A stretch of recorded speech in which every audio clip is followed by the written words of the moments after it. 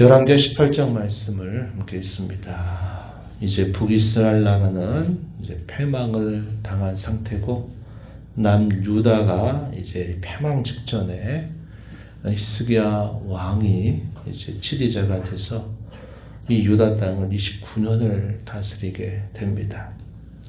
호세아, 북이스라엘 마지막 왕이죠. 호세아 3년에 히스기야가 유다의 왕으로 즉위를 합니다. 아하스의 아들이죠.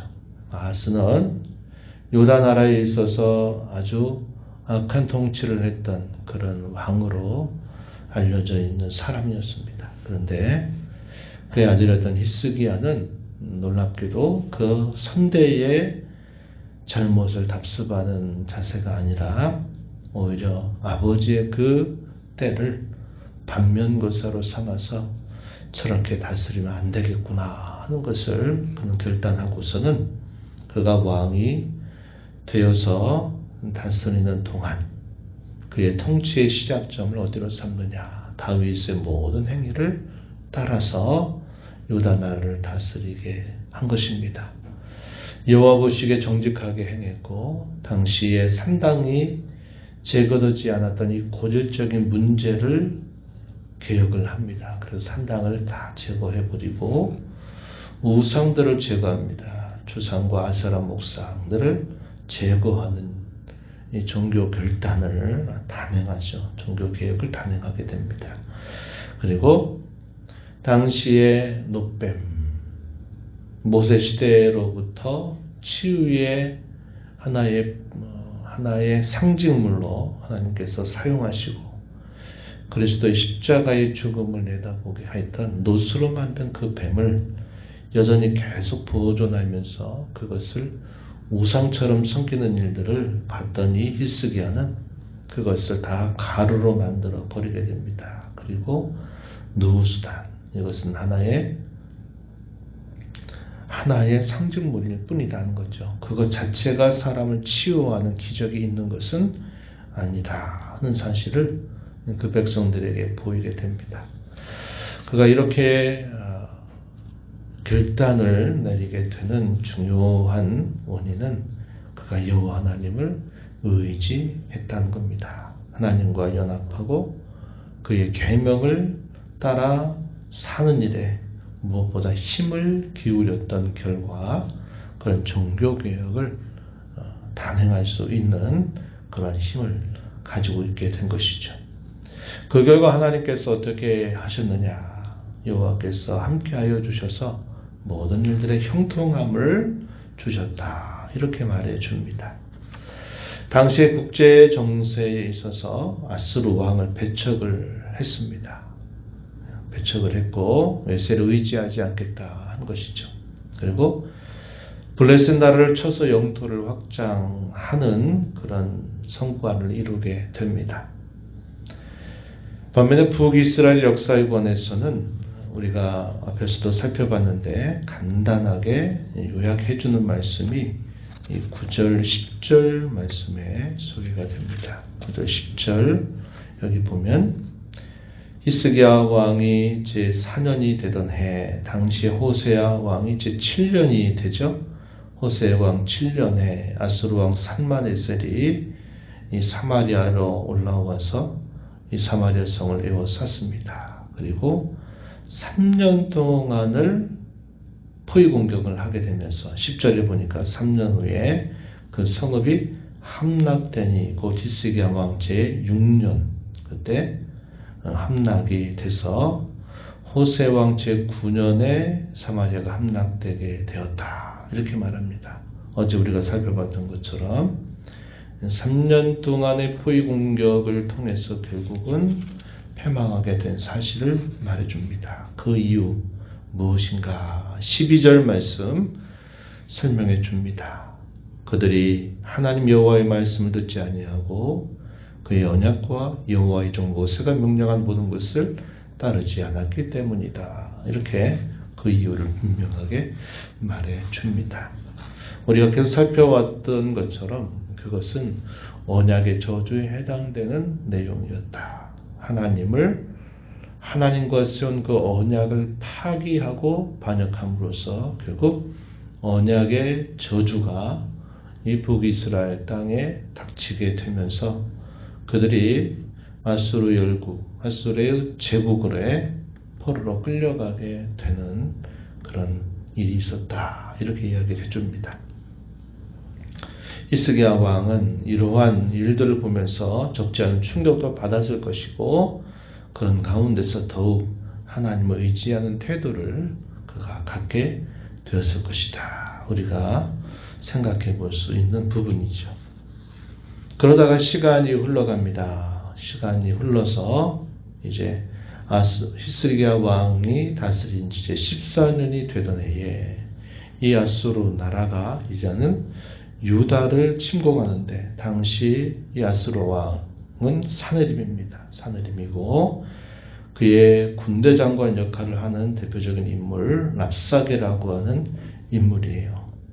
히스기야 제14년에 유다의 모든 견고한 성읍을 빼앗아 버리면서 이 아수르 왕 히스기야에게 요구를 합니다. 그 요구의 내용이 뭐냐? 14절 끝부분에 보니까 은 300달란트와 금 30달란트 그것을 요구한 것입니다. 안타까운 것은 뭐냐면 그가 이러한 위기에 처해졌을 때 이 히스기야가 먼저 이 아수르 왕 앞에 굴복하는 태도를 보인 거죠. 그 태도 뭐라고 표현했느냐? 내가 범죄하였습니다. 14절 앞부분에 나를 떠나 돌아가소서 왕이 내게 지우시는 것을 내가 당할 것입니다. 이렇게 먼저 굴복을 하는 태도를 보인 것이었습니다. 그랬더니 이 아수르 왕이 그것을 요구한 거죠. 은 300달란트, 금 30달란트를 요구하게 됩니다. 그래서 이것을 위해서 그 정도의 그 예물을 가질 수 없었기 때문에 성전, 여호와의 성전에 있던 것, 왕궁 곳간에 있는 것들을 다 그것을 구해가지고 그것으로 바치게 된 겁니다. 유다의 왕조사를 살펴올 때 우리가 여러 차례 확인하는 내용이 이거죠. 성전에 있는 기물들 다 갖다가 외세에다 외국의 왕 앞에 갖다 바치고 하는 이런 일들이 여러 차례 반복이 됩니다. 안타까운 일이죠.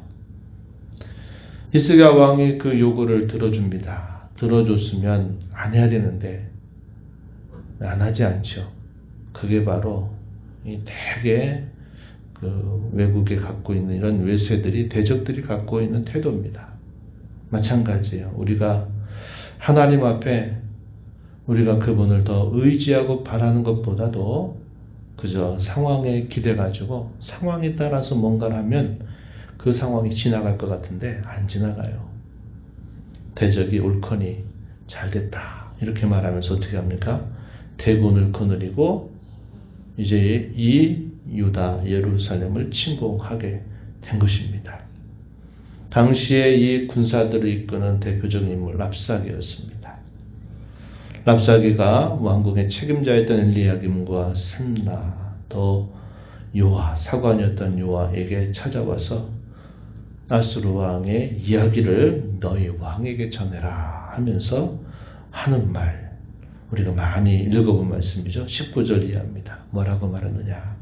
아무도 돕지 못할 것이다. 내가 과연 무엇을 의뢰하겠냐? 네가 무엇을 의지하려고 하느냐? 라고 말하면서 내가 싸울 만한 계교가 있느냐? 싸울 만한 용력, 군사력을 뜻하는 말이죠. 군사력이 있느냐? 이렇게 비꼬는 겁니다.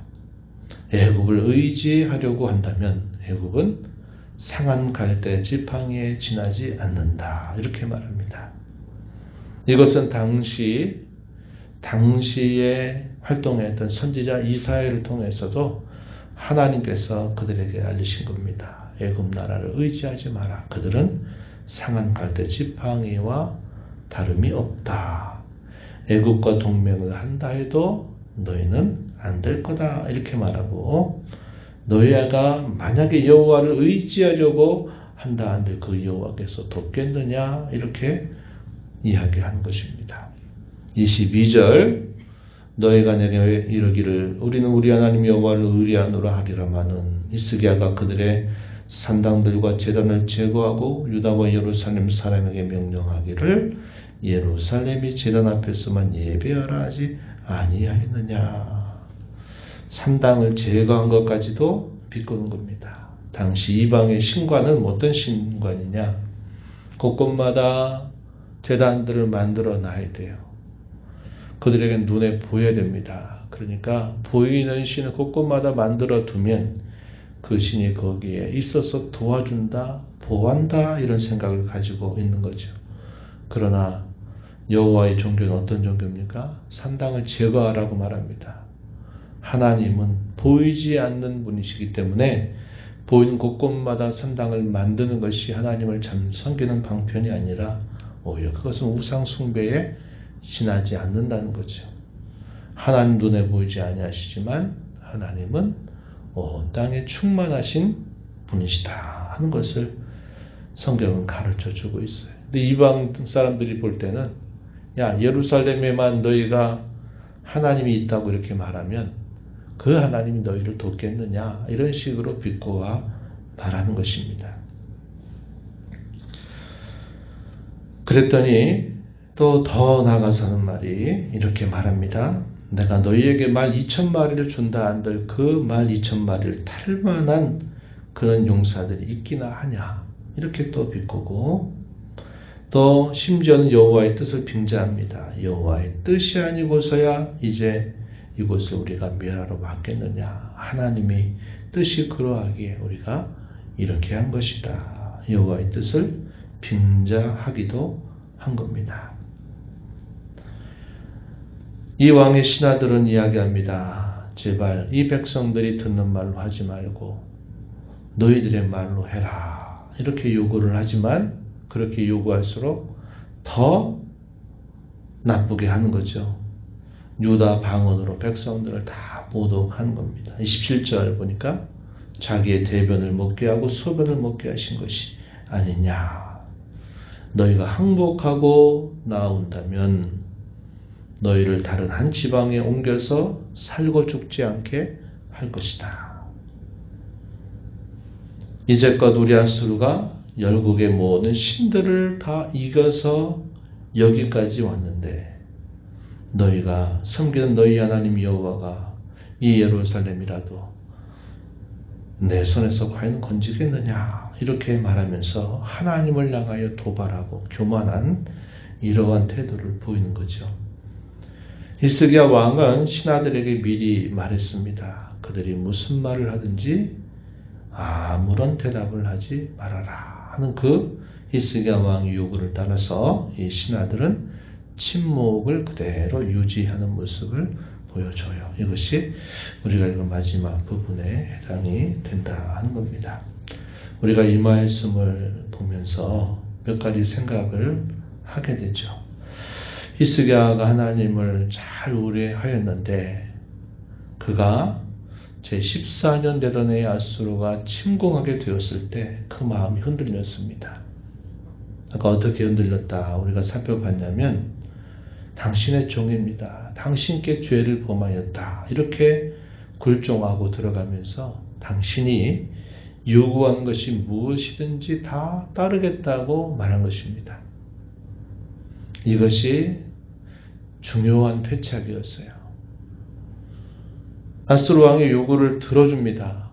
네, 들어줘요. 성전에 있는 고가까지 다 갖다 바치면서 들어주지만 그 요구를 멈출 리가 없는 거죠. 더 요구를 하는 겁니다. 그러니까 대적자들에게 옳지 않은 일에 망대를 하나 딱 넘겨줘 버리게 되면 그 다음에 망대들이 다 무너지게 돼 있다 이 말이에요. 만약에 히스기야가 그 전부터 해왔던 것처럼 그런 상황이 있을 때 비록 군사력이 약했다 할지라도 그런 상황 속에 상황에 기대지 말고 만약에 그가 처음부터 하나님을 의지하였더라면 이렇게 수모를 당하지 않았을 것이다 하는 것을 우리는 알게 돼요. 어제 수요일 날 우리가 회당장 야이로 12살 난 그의 사랑하는 딸이 죽음을 당하게 될 때 믿음과 상황의 긴장이라고 하는 게 있을 때 이 야이로의 마음이 죽었다는 소식을 듣게 되면서 불안해합니다. 그의 믿음이 흔들려요. 그럴 때 주께서 뭐라고 말씀하셨다고 그랬습니까? 두려워하지 말고 믿기만 해라.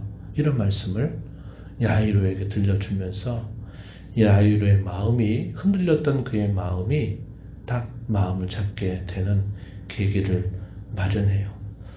히스기야가 하나님을 잘 의뢰해왔는데 아수르 나라가 계속 세력을 확장하면서 유다를 침공하니까 갑자기 하나님을 의지했던 그의 마음이 약해져 버리고 그 상황에 그의 믿음이 싹 감춰져 버리고 말았던 겁니다. 그러다 보니까 그의 요구를 들어줘서 그게 지나간 게 아니라 이 정도 요구를 들었다. 옳거니 잘 됐다. 그래서 오히려 이 유다 나라를 삼키려고 대군을 보내게 된 겁니다.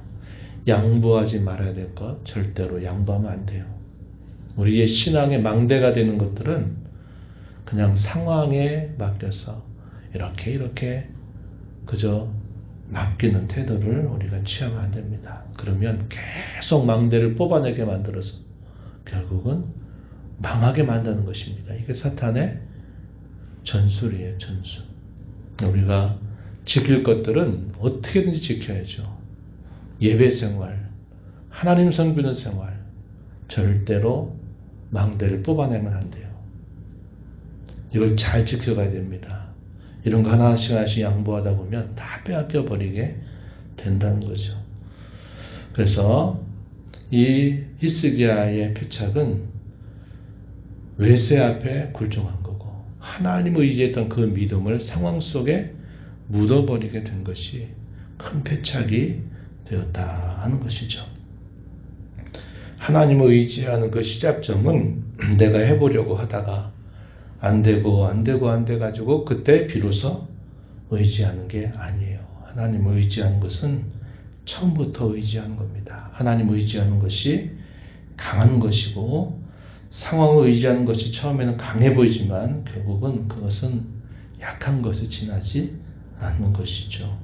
오늘 이 교훈을 우리 마음에 잘 새기면서 하나님 앞에 내가 모든 일들을 의지하고 상황과 믿음의 긴장 속에 있을 때 무엇보다도 하나님을 믿는 그것을 우선적으로 지켜나가는 저와 여러분이 되어야 하겠습니다. 이 교훈 따라 이 하루도 남은 삶을 살아가는 저와 여러분 되도록 함께 기도하고 힘써 나가게 되기를 바랍니다.